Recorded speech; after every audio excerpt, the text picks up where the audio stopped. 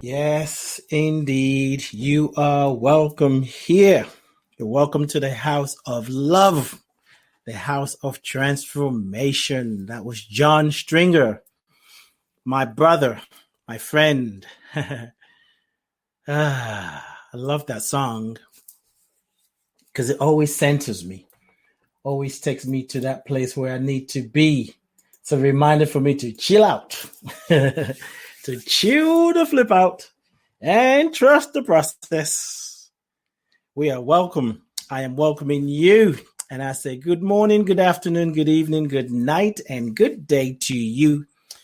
Wherever you are in the world, wherever you are in your world, whatever is showing up for you, I stand with you and I hold a space for you. Whether you're flying on the bliss cloud or you are feeling like you're underneath the earth and you don't know how to get through it, I stand with you and hold space for and with you. Thank you for tuning in. Thank you for listening and giving yourself permission to transform. You got to listen. Well, first you got to tune in and then you listen and then you can transform. It doesn't have to be in that order because transformation would happen with or without you. But if you're not tuning in, if you're not listening, you may forget. Like you may not be aware that transformation took place. And you may even think there's something wrong. But because you didn't tune in and you weren't listening, you didn't get the memo. So it is important to tune in, to listen and be transformed. I am your transformational agent, your beingness artist, Ade Anifowoshe. Welcome to another episode of Being You, the journey back to yourself. This is episode 2. No, it's not. I'm just trying to see if I'm awake. It's season 2, episode 10. And today's date is Tuesday, July. Boy, I'm so ahead of myself. July 7th. I was going to say 10th there. Being You, the podcast, is a platform to support you in taking a look at yourself, to take a look at how you see yourself, because that's important. That's important. You want to see how you see yourself in the world, how you see the world in you. Well, how you see yourself in the world and how you see the world in you. Because it's so easy sometimes to see ourselves separated from the world. And especially in times like this, where some of what is going on is just too painful, frustrating, hard, difficult. We want to see ourselves as separate from that. We may even do some kind of spiritual bypassing or some, no pun intended, whitewashing. But maybe I did mean the pun unconsciously. We don't want to look at what is really happening. So we come up with all this fancy talk about what a way for us to save in us from feeling what we need to feel, or that we have in our affirmative prayer we've asked for us to feel, because you can't heal what you don't feel. If you want to heal, you got to feel, you got to deal with it in order to heal it. And when it shows up, sometimes people say, no, that's not what I want to look at. Nope, don't show me that, God. I don't need to see that. Nope, that's not the answer I want. And life is saying, I don't know what to tell you. This is the answer. Take it or leave it. So today's theme is living the vision of a new world. I am excited about this conversation. Rev D is going to be joining me real soon. And I'm excited about this conversation. And I just want to get this out here. As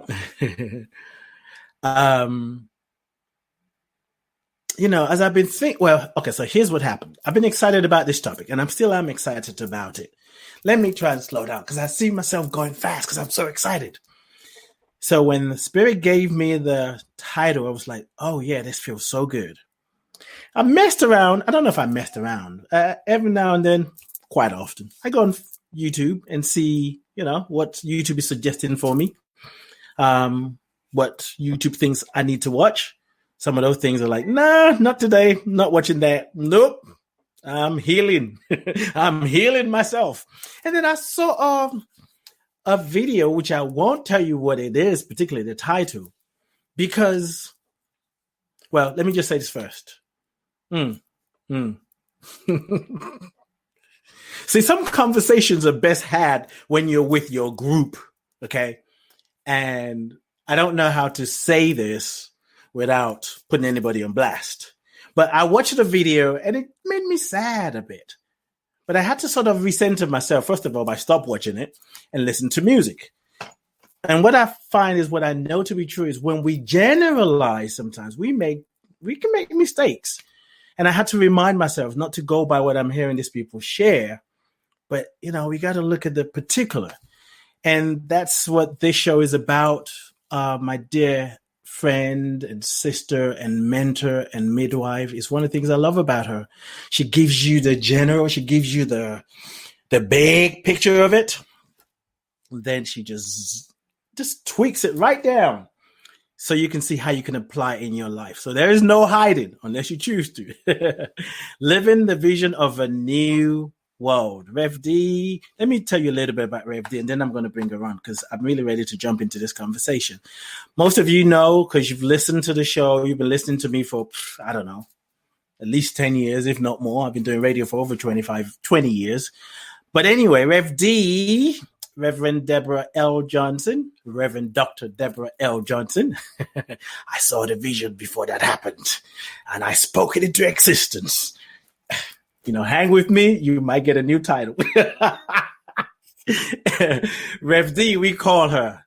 She is a lifelong social justice activist with a passion for healing social, political, and cultural divides. Founder of Inner Light Ministries, board member of the Pachimama Alliance, and founding member with Michael Bernard Beckwith of Agape International Spiritual Center. She is powerful. She's amazing. Her heart is so big. Just by showing up, she calls me up. She doesn't have to tell me anything. Like, wow, when I grow up, I want to be like Rev D. And then she goes, you know what? I'm like, what? You're already grown up. I'm like, oh, man. She's the author of The Sacred Yes and Your Deepest Intent. And I will keep telling you, if you don't have it, go get it. If you're asking what's going on in the world today, your deepest intent, Sacred Yes will answer it. If you feel like you want to deepen your spiritual understanding, The Sacred Yes, your deepest intent it's just perfect for it. And I'm not just saying it because I know Rev D, and I am saying because I know her and who she is to me, but the message in those books are life transformative.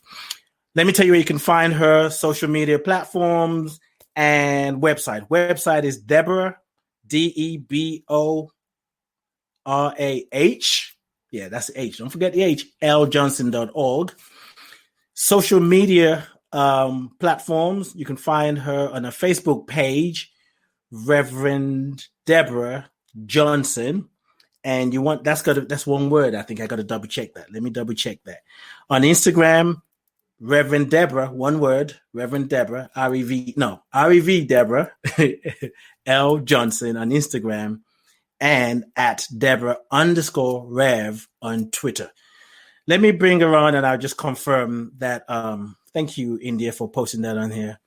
I'm bringing her on. I'm excited to have this conversation. And I love you, Rev D. Oh, I love you, my brother. I love you. I'm so grateful for you. And there are things that I see, that I watch, that I read, that gives me hope. But you give me hope and give me tools to apply the hope on a daily basis. And I'm so grateful that I know you. I'm so blessed that I know you. Well, thank you for what you do. It's been a journey. And you ain't over yet. He ain't over. Mm-hmm. Party's not over. Oh boy, Rev D. All right, let me jump in. I just want to make sure I give the right handle for your for your Facebook page. Yeah, it's all good. Yes, I want to, because I said so. Yeah, it's a personal one and a business one. Yes, I'm going to give it the business one, which is REV Deborah Johnson on Facebook. Yeah. All right, great. All right. Let's rock and roll. Let's rock and roll. Let's rock and roll. So the topic, the title, the launching pad is Living the Vision of a New World. Mm-hmm. And I think, it's important. I know that it's important to lay a foundation, and the foundation must be solid. I would go as far as to say, this vision of a new world and being able to live it is an individual thing. And when it comes to this, you've been doing a lot. So particularly in the area of race relations, you've been doing a lot. And I haven't even been in all of them, but it's a lot. So what I want to first ask you, because this is important as we live the vision of a new world, how are you taking care of yourself? What spiritual practices are you using to keep you standing and being able to keep speaking the truth that wants to be expressed? Well, that's a good question.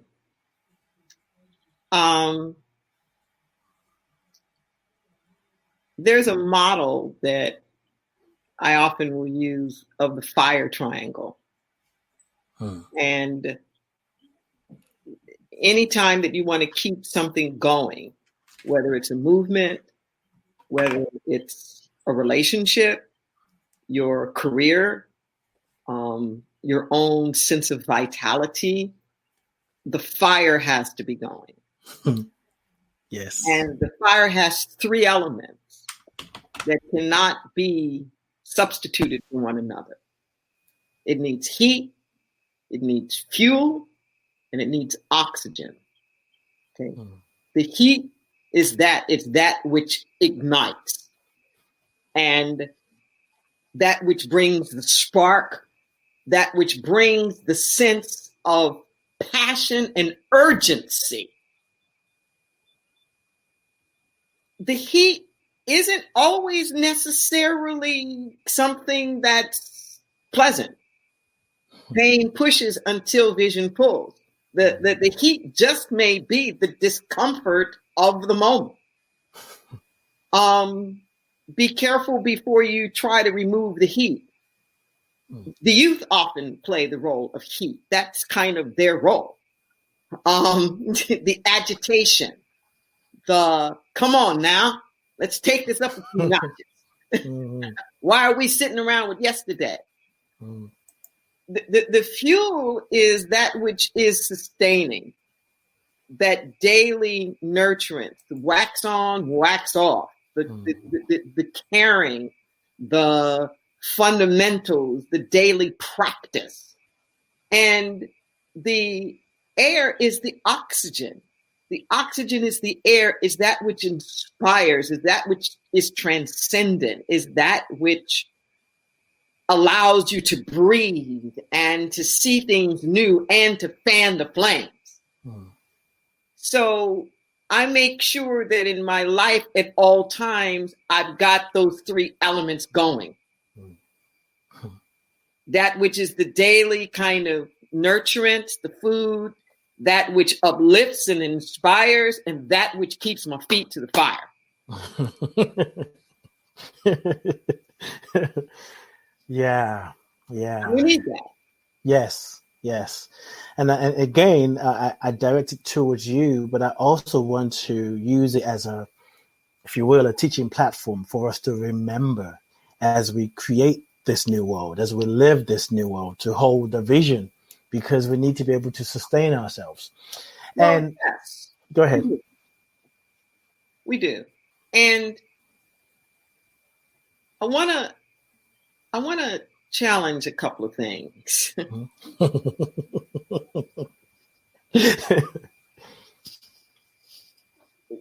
One is the notion of new. And two is, how individual is it?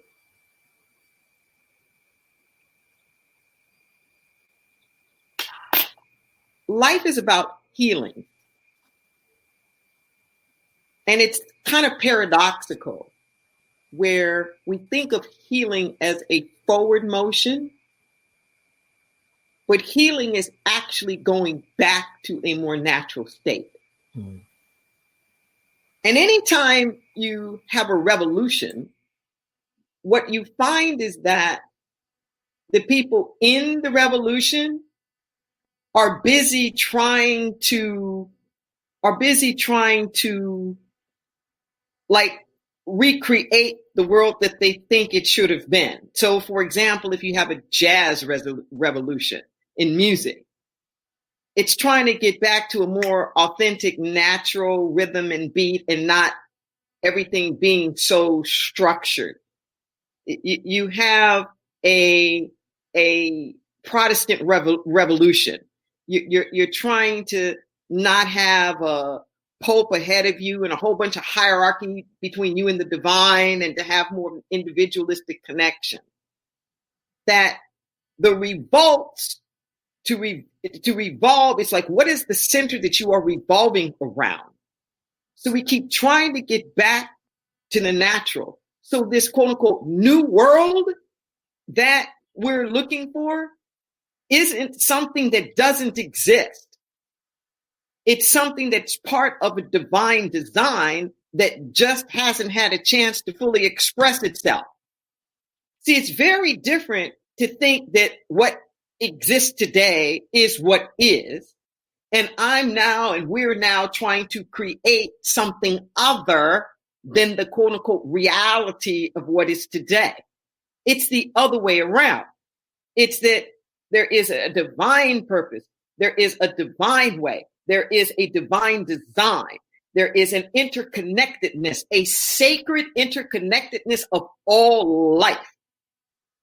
And that our goal is to get back to that place of the sacred interconnectedness, a divine order that is transcendent of our opinion, a divine order that's actually transcendent of even our will, so that we have a sense more of aligning with something that's pre-existing, as opposed to taking a blank slate and trying to make something out of nothing.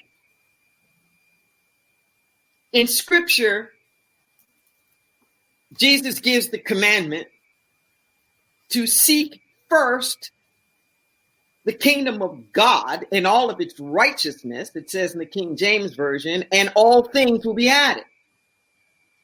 This kingdom of God isn't a kingdom that belongs to God. First off, this word kingdom refers to a realm in which everything is provided for.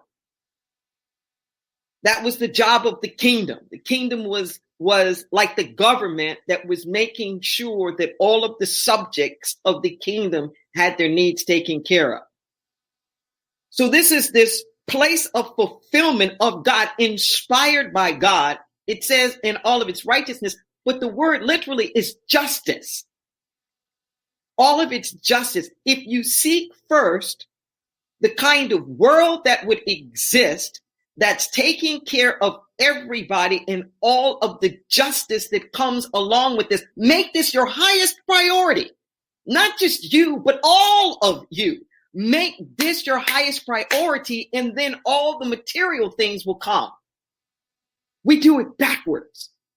We're busy chasing after material things, and then when I got enough material things, well, then maybe I can think about some justice. But it's the other way around.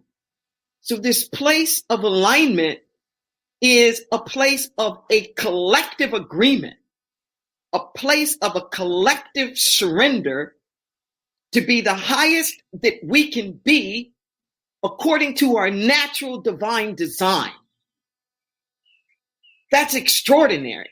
Now, what makes it individual is that each person has to do their fair share in holding up the mantle, so to speak. Each person has to do their fair share in keeping the hope alive, in keeping the faith alive, in actually doing the work that's necessary in order to bring their own selves back into alignment. It's kind of like that old Chinese proverb about, if everybody sweeps their front porch, all the front porches will be clean. Right. So you got to do your part. But this vision, what brings it into manifestation is when two or more are coming into agreement. There is a synergy that happens when we collectively set our minds on something. So we have to shift our collective mindset from the doom and gloom to putting our collective mindset on the possibilities of divine order and right action. I love how you took all the questions that I have for you and just blew them out the window. So it's just you and I right now, making up the questions as I go, listening to you. It's like, oh, can't ask that. can't ask that one. Okay, you have to rethink on the spot. Okay. But see, this is important. This is important, and I want everybody to really hear this. Take a breath. I love the way that my friend Lynn Twist puts it. Author of The Soul of Money and one of the founders of the Pachamama Alliance. She has a Soul of Money Institute. Been on Oprah, the whole 9 yards. And not only, she says, what you appreciate appreciates, for one thing. And she says that our problem in life is not our unanswered questions. It's our unquestioned answers. The problem is our unquestioned answers, the unexamined assumptions that we're walking around with. If this were a math problem, and I know not everybody knows math, but for somebody, this is going to hit home. You can't solve an equation with all variables. There has to be a constant somewhere. And too often what we do is we make the problems in our life the constant. That's the constant in the equation. That it's just the way that it is. And we make the divine right action, divine order, that kind of thing. We make it the variable. Like maybe it'll happen, maybe it won't happen. Whatever. But we've got to flip that. We've got to flip that. Where the constant in the equation of our life has to be right order, divine order, infinite wisdom and intelligence, that we are not living in a haphazard universe. Like, take that as the given. And if that is the given, then the problems are the variables. The problems is what's kind of going sort of maybe iffy, it's going to change, it's the transitory. Don't make the divine the transitory in the equation of your life. Yeah. Make it the steady, where everything else revolves around that. It's not flipping and changing, redefining itself, its value because of this thing or that thing.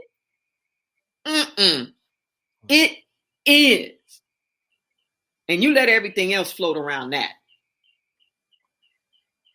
I'm just saying. Yeah, you did. You just said. You sure did. I'm processing. I'm getting them like, yeah. Now I got to say something, but I'm not ready yet. I'm still. Ooh. So hopefully I'll make sense. I want to go back to what you said about this whole thing about new.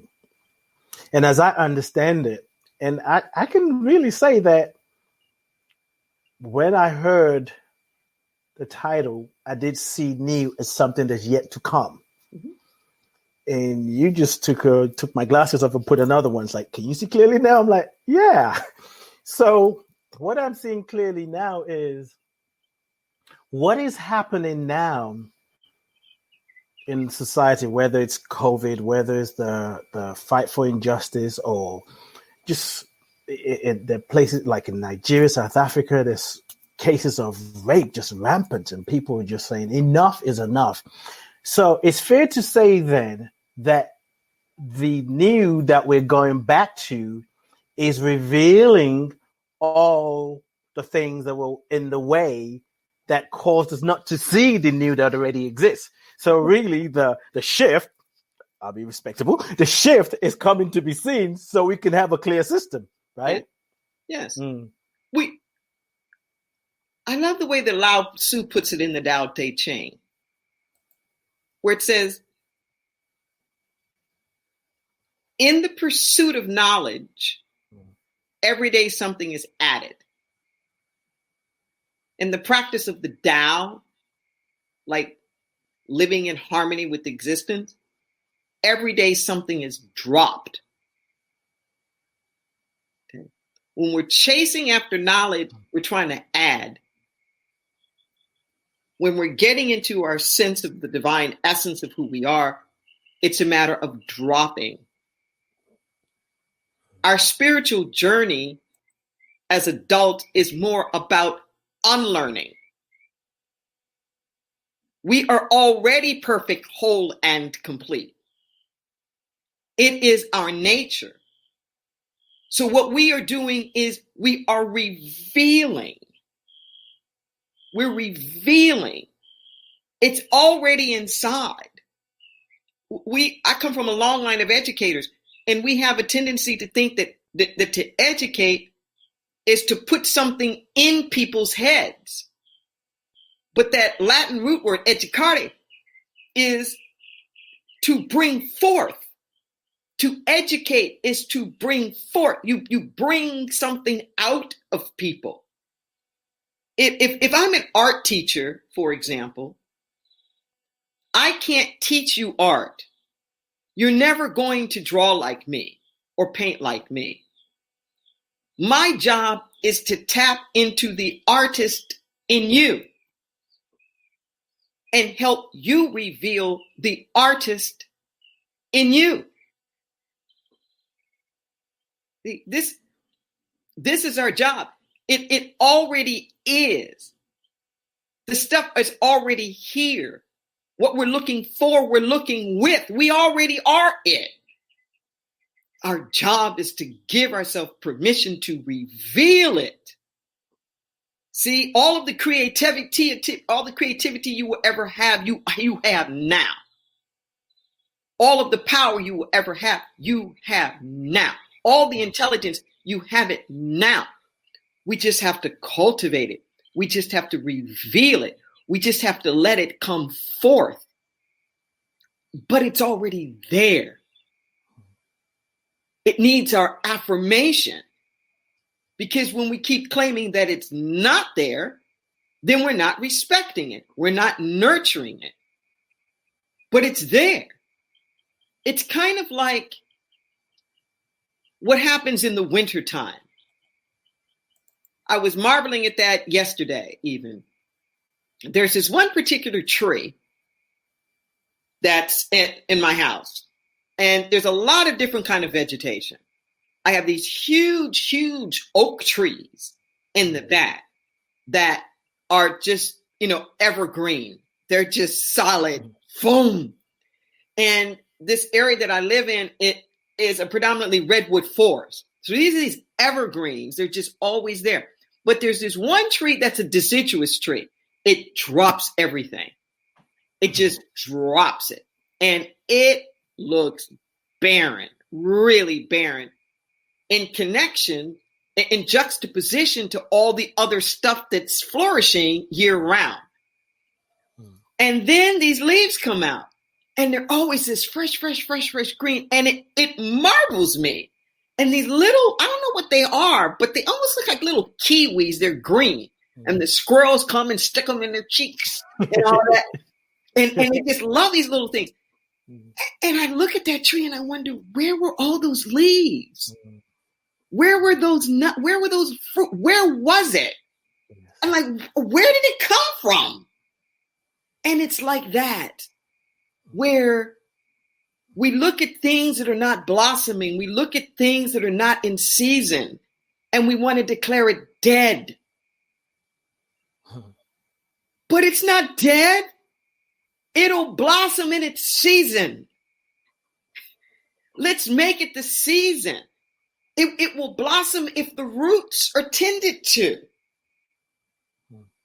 This is the problem. We just got through with the 4th of July weekend. This is the problem now.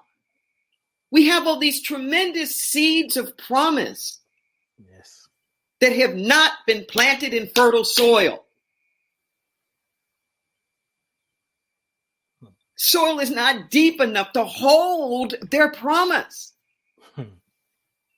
People who wrote it, who didn't even have the capacity to understand the promise. Thomas Jefferson owned 200 slaves. Talking about how everybody's created equal. But that doesn't make it less true. That's right. Just because people don't lack the capacity, it's kind of like your parents. Your parents are trying to teach you values. They may not be able to live up to it. They may not be able to live up to the integrity that they're trying to teach you. That doesn't mean that the integrity is not worth it, or that you shouldn't be striving for it just because they weren't the best example of it. We got to quit worrying about what everybody else has done or not done with their power or their might or their seeds of promise. And we got to claim our own. I learned years ago to never let the smallness of somebody else's life dictate the fullness of my own. I had to learn that one coming out the closet. It was like, no. I'm not going to let your fear stop my fulfillment. It ain't that kind of party. That kind of party. I got No, things to do. It's time for all of us. Yeah. It's time for all of us to step it up a few notches, to dare to vision. See, we don't vision because we can't see the way. But if you can figure it out and you understand exactly how it's going to happen, it ain't a vision. Nope. That's a plan. Mm-hmm. That's a plan. Mm-hmm. If the dream doesn't scare you half to death, if it doesn't seem bigger than anything that you could possibly accomplish, you need to dream a bigger dream. Mm-hmm. You need to dream a bigger dream. The vision that's going to pull us forward has to feel so out there. Yes. And you don't worry about how it's going to happen. Not your problem. The universe got that. Our job is not to provide the supply. Our job is to create the demand. And when there's enough demand, the supply will come. Supply will come. When there's enough demand for clean energy, we'll have clean energy. When there's enough demand for justice, we'll have justice.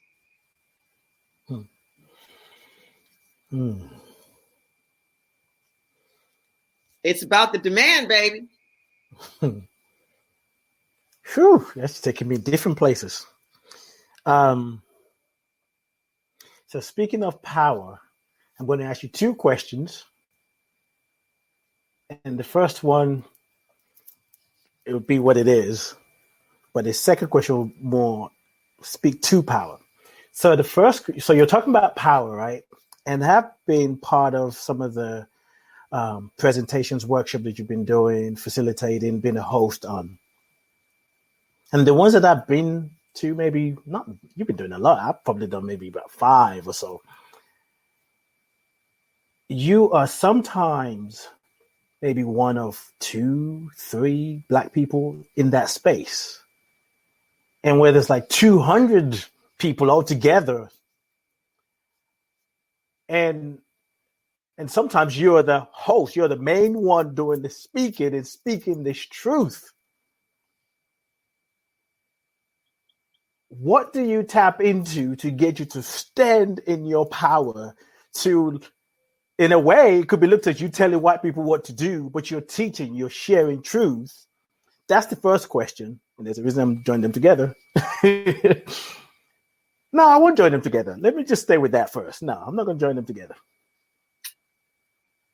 Well, that's a good question.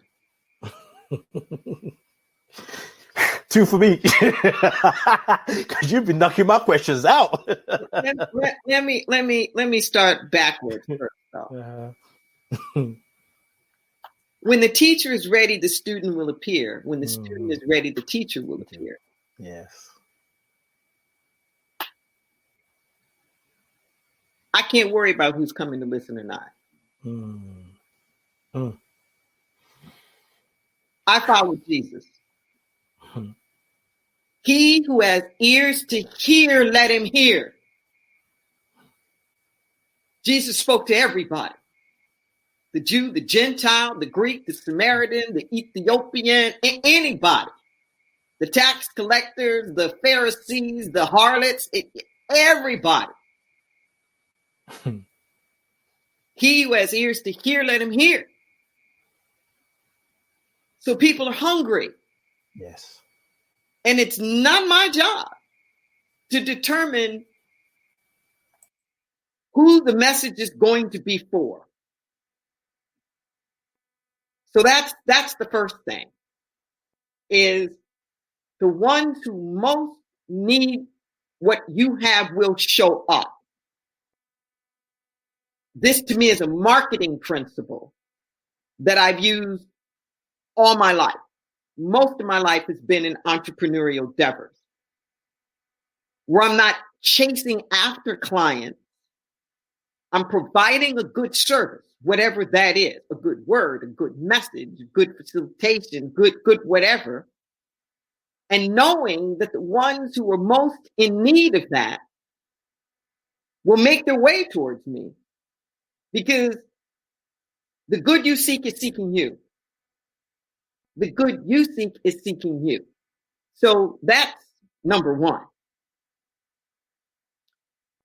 Number two, I believe that there has to be a balance. Just as when I was talking about the fire triangle, that we all need some heat, we need some fuel, we need some oxygen. I've mentioned that I think that we need to deal with things on the demand side and not just the supply side. So for over 20 years, for example, I've been going inside prisons,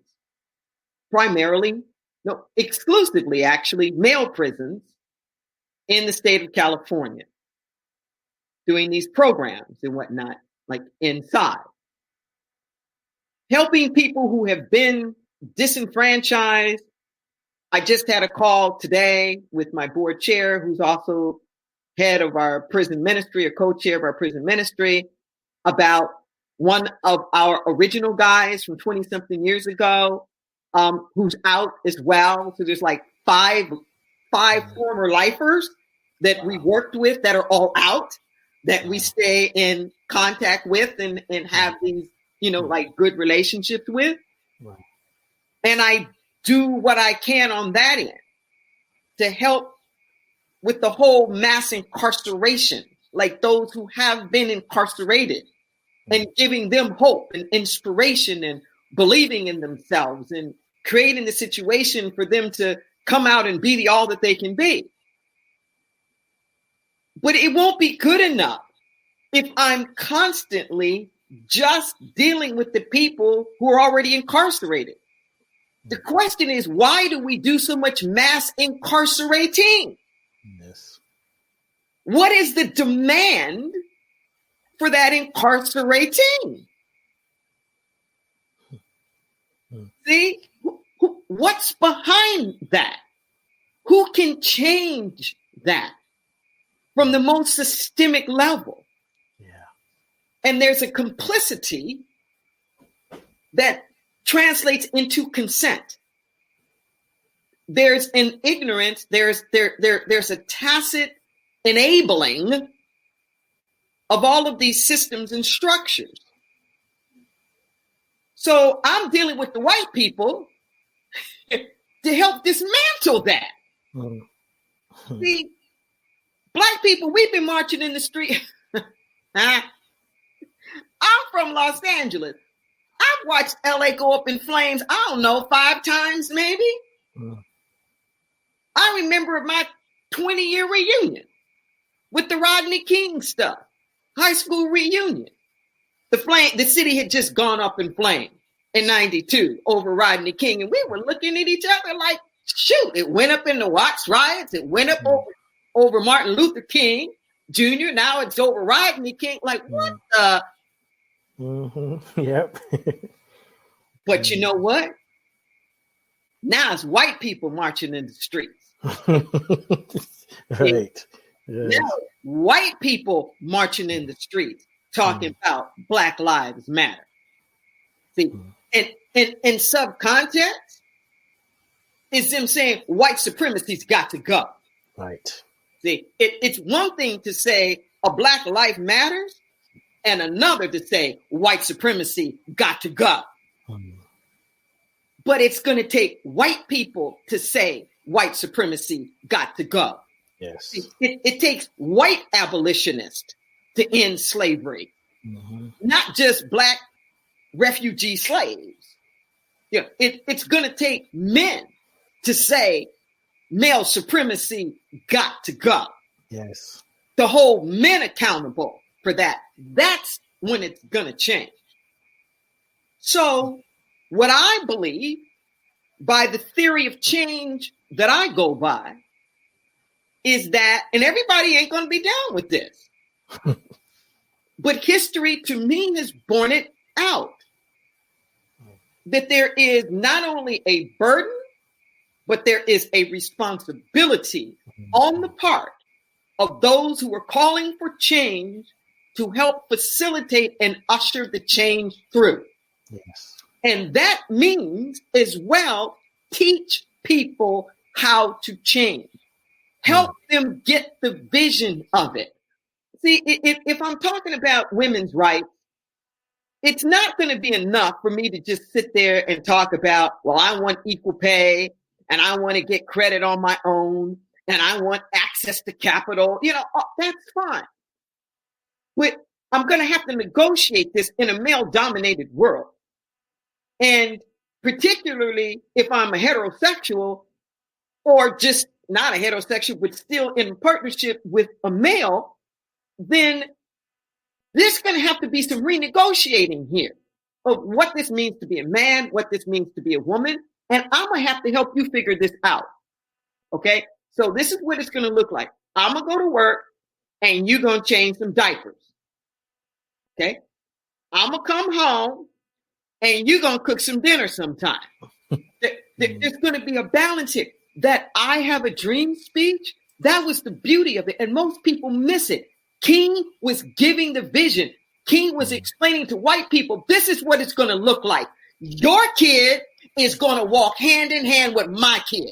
That's what's going down here. See, most of the time, all we hear is that we think that there's this elevation of the Black kid, that they're going to be able to walk hand in hand. But no, this was due notice that King was putting the white people. And say, I don't care what you think, this is the way this is going to go down. Your children are going to respect my children. And they are going to walk this world equal. And it's on us to do that. When you look at the great social change agents, they've come from the marginalized population. They've come from the oppressed. They have. So when I look at my role models, this is the way that it was done. King wasn't just preaching to Black people. Frederick Douglass wasn't just talking to Black folks. You know, Harriet Tubman wasn't just talking to Black slaves. She was working with the white abolitionists. Who do you think? Black people couldn't have created the freedom train. Those were white people. That's why don't get it twisted. Don't get stuck in this kind of deep, divisive othering, because as sure as I'm talking to you now, that when the change comes, the change is going to involve the so-called oppressor as well as the oppressed. Mm-hmm. It's going to take a new partnership. Whether it's racial or gender or on sexual orientation or nationality or any other thing, it's going to take a new partnership. Hmm. I think this was the greatest genius in social justice that I can possibly think of. When Nelson Mandela got released and got voted president of South Africa, the first thing he did was made de Klerk, the white guy who had been the president while he was in prison. He made that guy his vice president. He made the oppressor his vice president. And the two of them won the Nobel Peace Prize together. Because they knew if there was going to be change, that it was going to take them at the top for this not to be a bloodshed. Hmm. And if you don't have that kind of determination,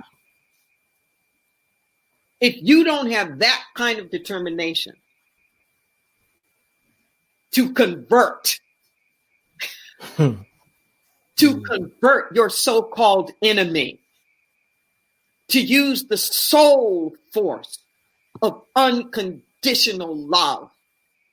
Like Gandhi said, we will just wear you down with our love. You can keep coming at us with the weapons and the guns, and we're just going to keep walking, and we're just going to keep showing up with no guns in the hundreds and the thousands and the hundreds of thousands, and we are just going to overwhelm you with our sheer determination to be free and to love the hell right out of you. Right. To love you back into your wholeness. King said, yeah, I want to live a long life. Who doesn't want to live a long life? But if my death, if my physical death would save my children and my white brothers from a permanent psychological death, I can think of no other act that would be more redemptive. And I believe that a lot is at stake. Yes. I know this has been a long-winded answer, but it would not be complete if I didn't say, and to be able to do what I do, I had to decolonize my mind. I had to get the voices of internalized oppression, internalized homophobia, internalized sexism, internalized racism, internalized heterosexism. I had to get those voices out of my head and give myself permission to be who God ordained me to be unapologetically, with no longer believing I needed somebody else's permission or validation to be me.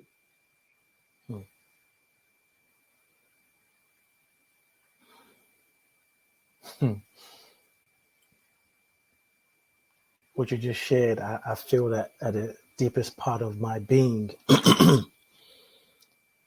And I feel like the next thing I'm going to ask you now seems very basic, and I also believe it's important. How did you get those voices out of your head?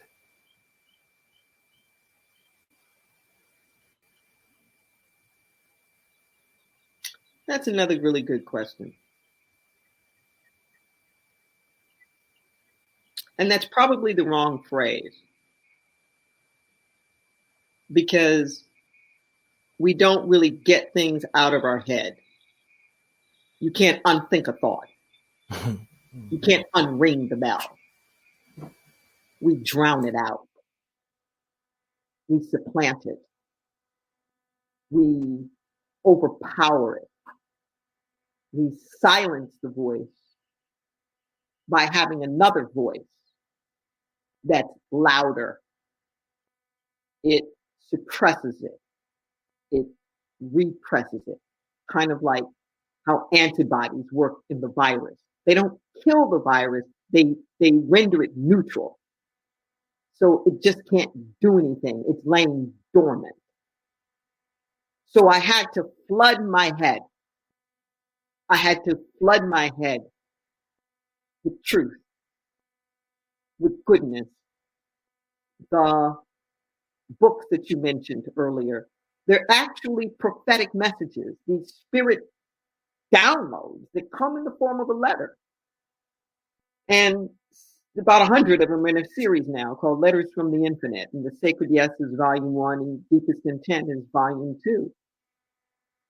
And it took a recalibration, affirmation, a loving of myself, constant visioning, imagining who I might be and what I might look like, of surrounding myself with positivity, of developing a willingness to be the first,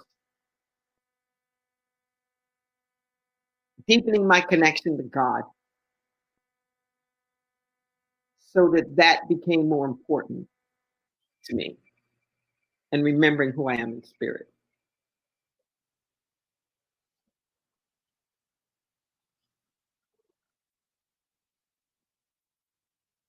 To being you, the podcast, my co-host, my friend, my midwife, my mentor, Reverend Deborah L Johnson. I feel like I'm getting cheated out of this experience, because it's like I just want to sit with it and be one of the listeners. It's like I'm the pilot, then I got to serve the passengers. It's like I just want to fly the plane and watch the view. and you know, I can always go back to it. I'm encouraging listeners to share your questions, your experience as well, because growth happens in community. You know, sometimes it's easy to be in our own head or afraid to share what we're thinking. But the fear that we're carrying that we don't want to share is what needs to be shared so that we can release it. So, yeah, you can share those of you on YouTube, there's chat room there, as well as on Facebook. And Rev D loves questions, and you know, because you never know what you're going to ask. And that's the beauty of it. And sometimes I know this is true for you, Rev D. It's like when someone that you don't know, or just the questions itself, they take you to places that you didn't even think about. And it's like, it just takes you really deep. So you're contributing to the show with your questions and your comments as well. Just want to invite you to do that. You know, when you said we grow in community, it reminds me, and I'm having a senior moment now. Her name is blanking out. It'll come to me in a second. There was a woman, and we had her here at my center. She wrote a book called Burning Down the House. And it was a whole treatise about a movement to stop solitary confinement for juvenile detention. So in our juvenile halls, to stop the use of solitary. And I love the way that she put it. She said, rehabilitation happens in context of community. Yes, that rehabilitation happens within context of relationship. Mm-hmm. And that outside of relationship, you can't have the rehabilitation. Yes. So the growth that we need to be able to have the social justice, to be able to live the vision of the new world, has to happen within context of relationship. Mm-hmm. Yes. So there was a second question I had for you earlier. I'm going to park that. Trustfully, we'll come back to it. But I want to go to when you talk, speaking of relationship and community, the oppressor and the oppressed coming together.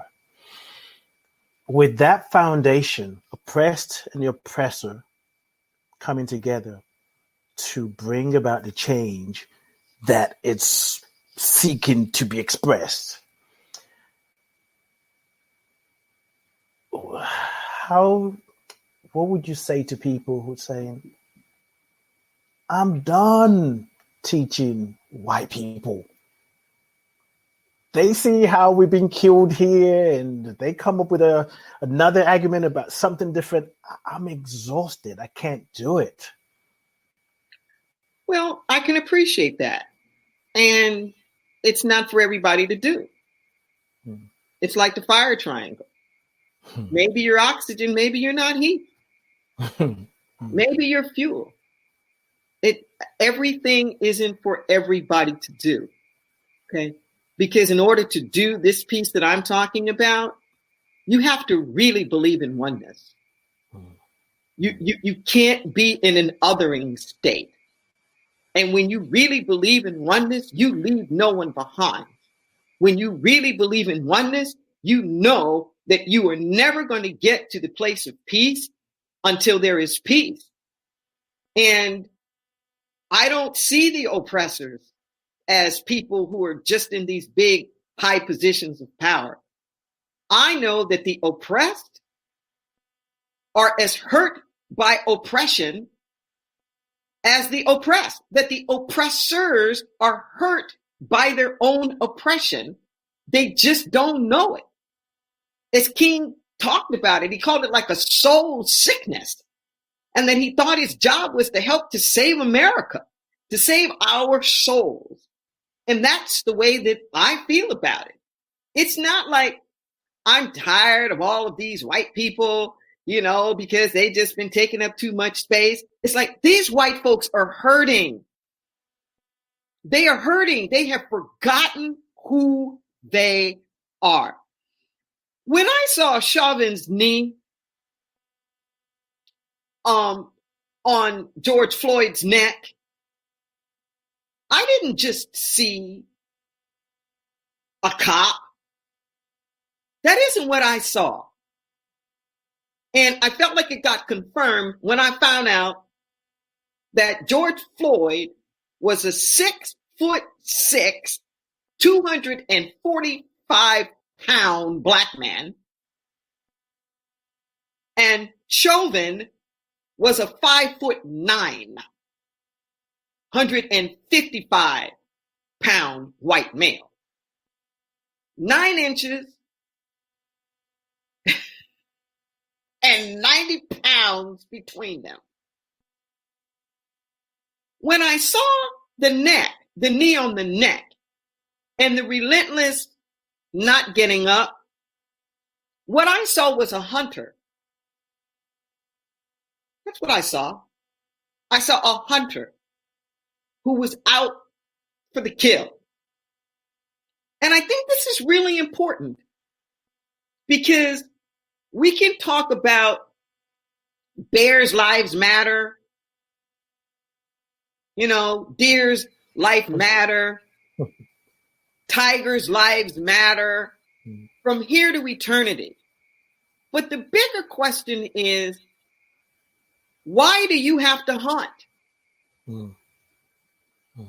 You're not going over there and killing these deer and bear because you hate them.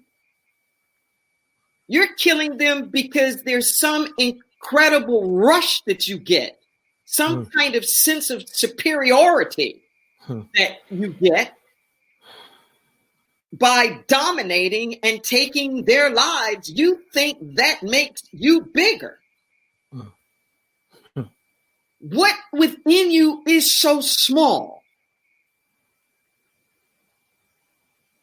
that something else has to die for you to feel bigger. See, that's a soul sickness. Yes. Because it wasn't just that Floyd was losing his humanity. Officer Chauvin wasn't living in his. And this irony that his name is Chauvin, the very root word of chauvinist, which is to dominate and to consider oneself superior. It's in his name. It's just like these epic proportions. Classic. Yeah. I couldn't be a healer if I didn't have compassion for that and want to heal that. Yes. Where would I be? Who would I be to my calling? So I get it. Everybody's not called to be a healer. This thing called oneness is not for the faint-hearted. But I do know this. As long as there is othering, as long as there's some reason why you're just done with these other people, it's like a script. And you hold the space for it to be you again. It's like families that have a so-called black sheep in the family. Goes on for generations. Because it's a script and the way that it's designed. I believe in oneness. That means no exceptions. So it doesn't matter if I'm trying to exclude them because I think they're superior, or whether they're trying to exclude me because they think I'm inferior. It's the secluding itself. It's the segregating itself. It's the othering itself that is the problem. As it says in conflict resolution in my book, in The Sacred Yes, that conflict is not over differences. Differences don't cause conflict. It's polarization around the differences. Yes.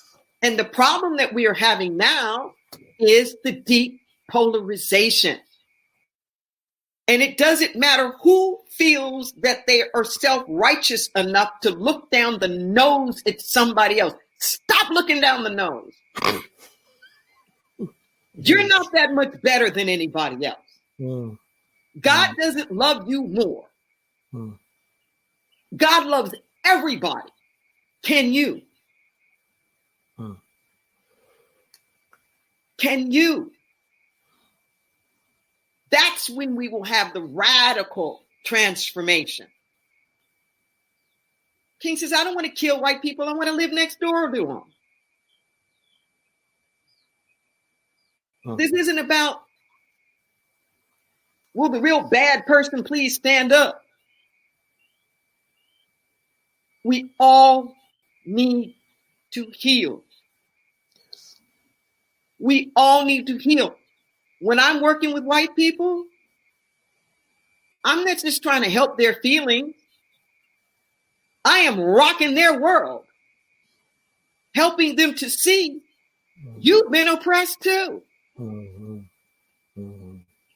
We don't get it.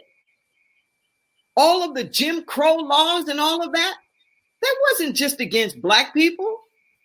A white person suffered the same penalty for breaking one of those laws. You got hung.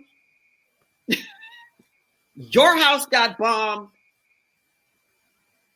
Yeah, a black person would get killed for learning how to read. But guess what would happen to the white person who taught him? All of the laws were made to keep everybody in line. And in order to enforce them, everybody had to be living under the same fear.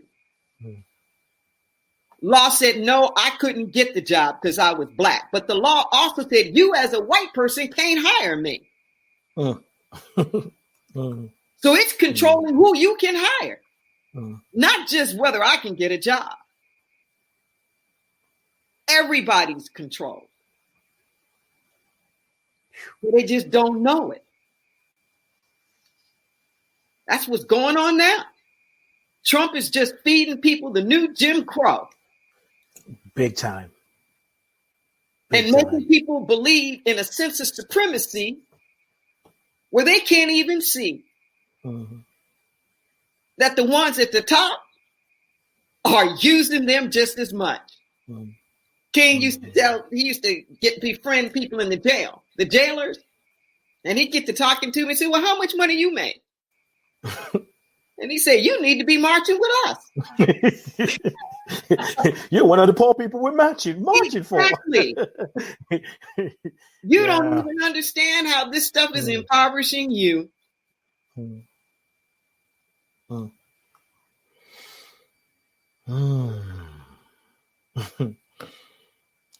Okay. So I love you, MD. I feel like when we do the shows, you just massaging the the erroneous thought out of my brain. Just like, yeah, over there, right there. Ooh, yeah, it's gone. And I just have to wait long enough for the next statement or word to come up so I can make sense. So the name of the lady you're trying to remember, Nell Bernstein? Yes. Okay. Thank you, Christine. Yes. Yes, Nell Bernstein. You said this, I had to write it down. I mean, this whole show. She's the author of Burning Down the House, the book about ending solitary confinement in juvenile detention. That's crazy. Yeah, she's that's beyond crazy. In California, yeah. Putting kids in juvenile detention, putting them in solitary confinement. That's putting anybody is crazy. But you know what's crazier? Yeah.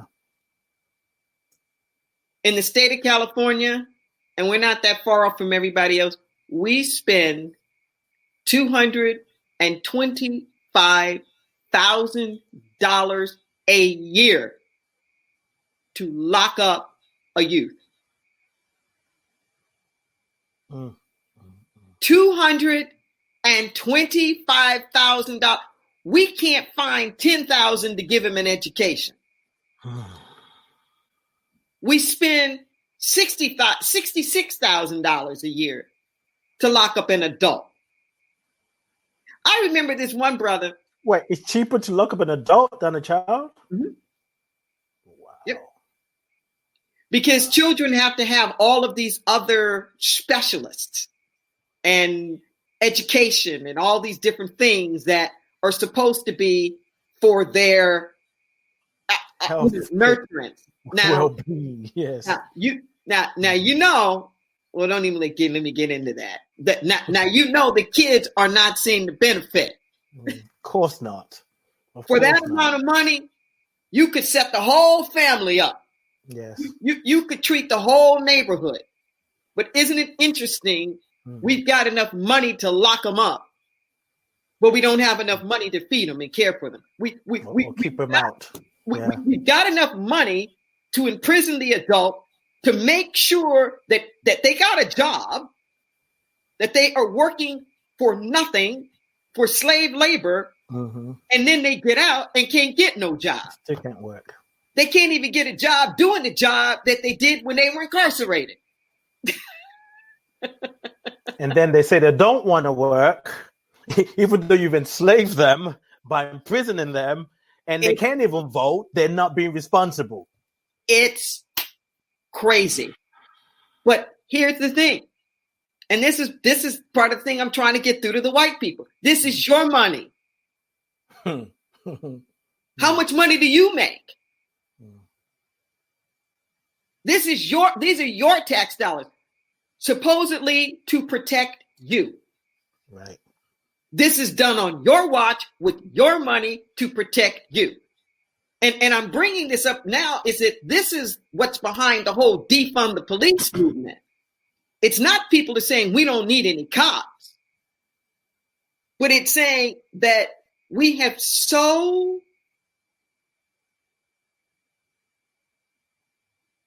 magnified this thing called our safety at every level. At the military level, the United States spends 45 cents of every dollar around the world that's spent on the military. 45% of the world's military budget is the United States. And we're only 5% of the population. We're like 10 times as much as the next contenders. Why? Supposedly to protect ourselves. But it's the same mentality. And King Jr. said, if you spend more money on weapons of destruction than you do programs of social uplift, you're headed towards a moral bankruptcy. And that's where we are. We spend more money, whereas a guard will start off in the six figures, and we can't give a teacher $35,000. Right. No. No. And I will continue to raise my voice. I don't look at it as, oh, I'm just so weary and, I'm tired of these white people, blah, blah. We're all in it. We're all complicit. And we're all either coming out together or we're going down together. There's no other. When I think of 45 cents every dollar for military defense, it's me ask, what are you defending against? And why do you think you need that kind of defense? Is it because of the atrocity that you've committed and you don't want the chicken coming back to roost? So you put, the birth of a nation on for people to be afraid of Black people. So then when you say to people, some people who feel, that's $225,000 of my money to protect me, then they get sucked up in the madness and not recognizing that literally they're being sucked dry. Because it's all military, it's all privatized. Yeah. That's what's crazy is that the money that we spend on prisons counts as a credit. It shows up as a boost to our general economy. Just like the money we spend on healthcare, being sick counts as a plus in our economy. Because that's more money to the hospitals. This is more money to these prison industrial complexes. We've got this all wrong. We have it all backwards. If we're going to have a vision of a new world, you measure your vision up against things. You have images of possibilities. We need new bottom lines. We need to measure other things. In countries that are really doing well, they have happiness measures. They have wellness measures. The companies that are really doing well, they have environmental measures. The impact, they have measures on the employees and how happy and pleased the employees are to work. These are things that we have to pay attention to and value.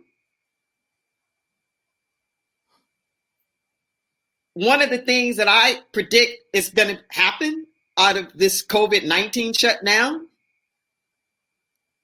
is I think some of the things that we have devalued because we have associated them with the feminine and a wholesale denigration of the feminine, whether it's female people perceive feminine work, the earth perceived as feminine and how she gets raped. Things like teachers. I think folks have a lot more respect for teachers now. Yes. Now, Yes. now that they've had to homeschool. I saw this little meme where this guy was saying that he used to jump dad with his son's teacher, saying, "Hey, you don't know my son." And he said, "I don't know my son." Like, sorry, my bad. I bet teachers start getting a little bit more respect. Yeah. Caregivers and what it really takes to like be there and nurture, they're going to start getting a little bit more respect. Indeed. And our vision has to include the caring. Being happy and whole and healthy and fulfilled. And we should be willing to pay for it. When I was coming up, they were called peace officers. Officers of the peace. Now it's law enforcement. That's paramilitarized. Yes. Because all of this money that we're spending on the military, what are we going to do with all that stuff? So we now recycle it through the police. So they have assault weapons. They've got tanks. Many of the stuff that we use now, even our GPS systems, that's military stuff. Surveillance equipment and drones flying over. It's that we really have to pay attention to what we want and make sure that we collectively are having a picture of our most natural, whole, and fulfilled state. Back to the beginning. I love that. I love what you did there. I love what you did there. Back to the beginning. Yeah. Who were we before the caste systems? Who were we before the classes? Who were we? Back to the beginning. Back there to that wholeness. I'm struggling with leaving that there, but this question, I feel like it needs to be asked. So I'm willing to be wrong because I love, we started off like we're going back. It's not a new in the future. This new world is not something that's yet to happen. It's the revelation, it's the revealing, it's the birthing of the new that's always been there. But it seems to me right now, as I think about it, that this question is a little bit taking an exit to the nearest, what's that place called? Waffle House. But that's okay. It's a good place to stop. Now, I want to stay on that highway. So this whole thing about politics, where you will hear people say, you just need to vote. And when I hear that, I get it. Particularly, I'm talking about America now for listeners. But yet, it's not that simple because there's voter suppression. So in this returning back to new, and maybe somebody said, there's no point voting because they're all the same. And now this shift is happening. And part of what they want to do is start voting. What would you share with the idea? Okay, my vote may not even count. I may have to stand in line for like 3, 4, 5 hours and the voting station is closed.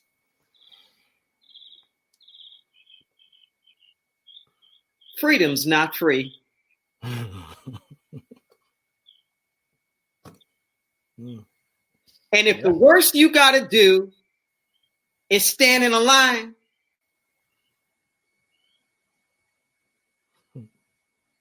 that's your biggest hardship. Nobody gonna kill you, burn your house down, lose your job. The things that we have fought so hard for, then died and shed blood over the right to govern.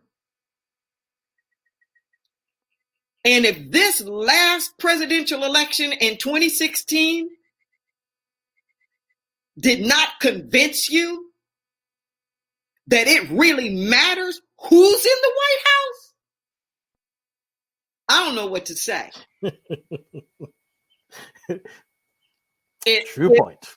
If this has not convinced you that it matters, and here's the thing that you got to remember. This isn't just about the White House. It's about the Senate. It's about Congress. It's about state legislatures. But it's also about what's happening in your local community. Policing is a local issue. It's about your school boards. It's about who's on your council. It's about who's your police commissioner. It's about who are the judges in your neighborhood. Life happens at the most local level. If you want a democracy, then we have to participate in it. We've got to participate in it. And quite frankly, I don't think it's fair to utilize all of the benefits of the democracy, but not want to assume the responsibilities of helping to create it. It's like the story of the little red hen about nobody's going to help make the cake. Not I, said the little brown cow. Not I. But who's going to help me eat the cake? And everybody's there to help eat the cake. If you've got paved roads and you've got electricity and you have a school for your kid to go to, and like all of these things that are born out of your government. And here's the biggest part, though, is that not voting is not a no vote. Not voting is a proxy. When you don't vote, you are giving your vote to the other people who are voting. And you're letting them vote for you. So when you don't vote, you empower the very things you say you don't want. Don't do it. You do not have the right. You do not have the luxury. The whole world is begging us as American citizens, take back our government. Because the ripple effect that this has had, for us to defund the World Health Organization in the middle of a global pandemic, to pull back $950 million when the World Health Organization was going into Africa. We consume 35% of the world's resources, natural resources. And we get out of the Paris Climate Agreement. We're not even acting like we care about global warming. Pretending like it doesn't even exist. This is irresponsible. Yes, at the very least. We owe it not only to ourselves, to the future generations, we owe it to the rest of the world. We have military in over 120 countries. I can't even name 120 countries. That's the only reason why we're powerful. It's because we've got all this military might, and whoever's in the White House is the commander-in-chief of the biggest military force in the history of the world.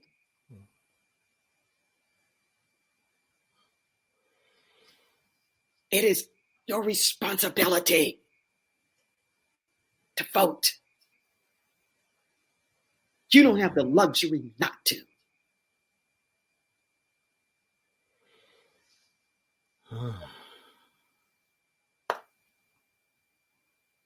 Thank you. Thank you. Thank you for who you are, for speaking truth to power and power to truth, and using your voice, your wisdom, your insight, your intellect, everything about you to return us back to ourselves. I'm so grateful to know you. So grateful. Thank you, Rev D. I know you're doing a lot of different things. You got some classes coming up and opportunity for people to deepen this conversation. Mm-hmm.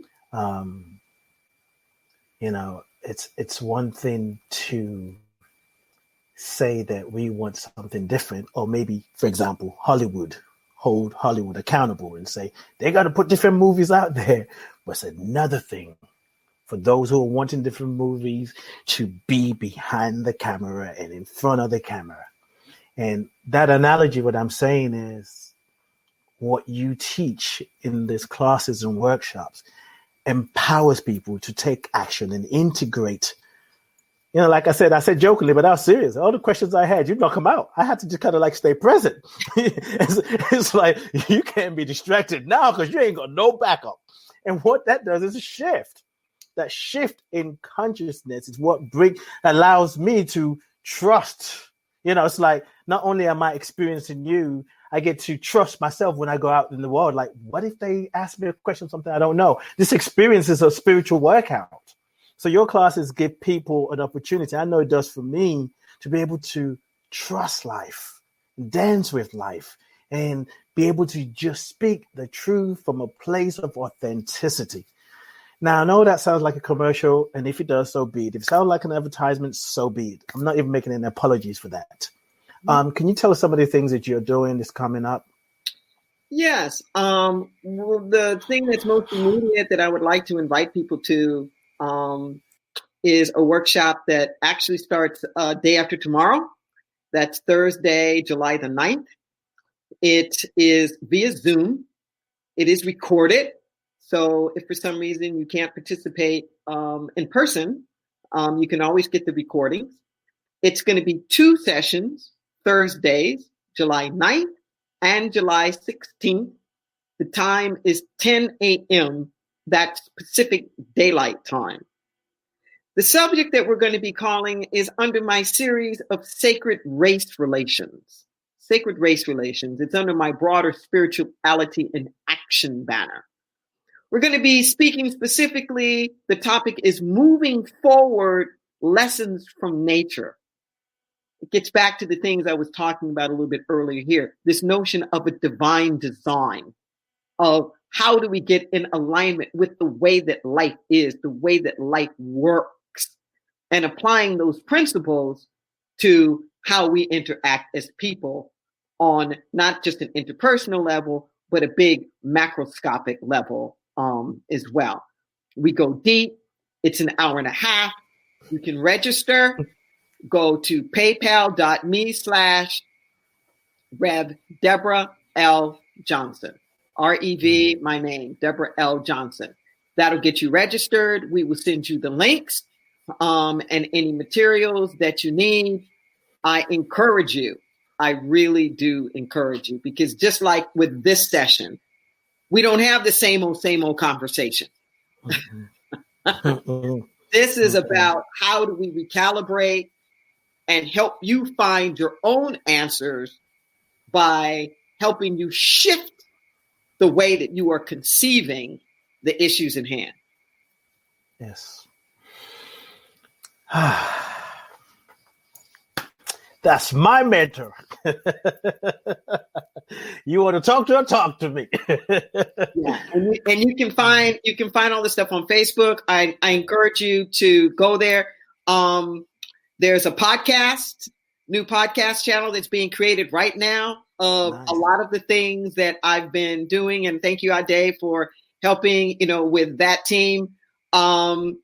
Literally, just check me out on social media, and we always post the things that I've already done. And check me out on YouTube as well, either with Inner Light Ministries or my YouTube channel. Right. And the Facebook page is at Rev Deborah Johnson. REV, Deborah with an H, Johnson. So you can find all the information there. She's on Instagram as well. Rev D, thank you. Thank you. Always good. Yes. Now, blessings to everyone. Keep hope alive. Keep hope alive. H-O. Keep your heart open. Peace, stand in possibility, and each day engaged. Heart open, possibility, and engagement. That's our way through. Thank you. All right. Thank you. Life is good and is getting better. And we got this. We can do this. I am signing off. I love what Rev D said here, which I think we can all ponder on this. What in you is so small that someone has to die for you to feel big. And it's not just about, I don't want to say just, but we can relate it to the murder of George Floyd. But when we are doing things like that out of hand, there's so much for us to grow into, and the time is now. Well, I'm going to wrap this up. I'm not going to play this song. You just have to Google it, John Stringer, because I want to talk to my mentor behind the scenes. I know she's busy, but I want you to know that I love you. I bless you. I appreciate you. And I thank God for you. And I thank you for being part of this conversation. And at Inner Light Ministries, when the service ends, there's an invitation. And the invitation is, take this consciousness and multiply it. Take this consciousness, the expansion, the awareness that you've come into, and multiply it through your actions, through your thoughts. Prove it to yourself that is true. Peace and blessings.